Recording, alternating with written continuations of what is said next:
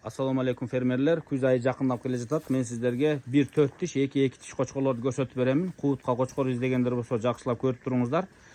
Муногу экөөсү болсо Гулливерская линия, Кораблевская линия болуп калат. Аркы чекедеги 2 тиш қочқор Бландиндин тукуму, Козирдин баласы, Козир Бландиндин баласы.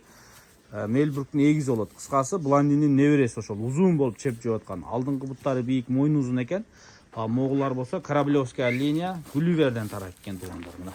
Мына кулагы жоонураак, курсактары чоңураак болуп, жилиги жоонураак болгон 4 тиш өзү көрүнүп турат. Кыскасы ушул 4 тиш 70 миң сом. Мына 2 жаш кочкорлорду 60 миң сомдон коюп атат. Баалары өтө жөнөкөй, оптималдуу баа. Кыскасы оптималдуу дегенде алсаңыздар дагы көп акчаңыздар кетпейт, иштетип сатсаңыздар дагы көп артка кетпей, кыскасы ошол баада кеңири сатсаңыздар болот. Булар Карабалта тарапта, Панфиловто турат. Ошол сүйлөшөсүздөр, Мына ушул кочкорлор сатыкка чыкканда жакшылап алып багыңыздар.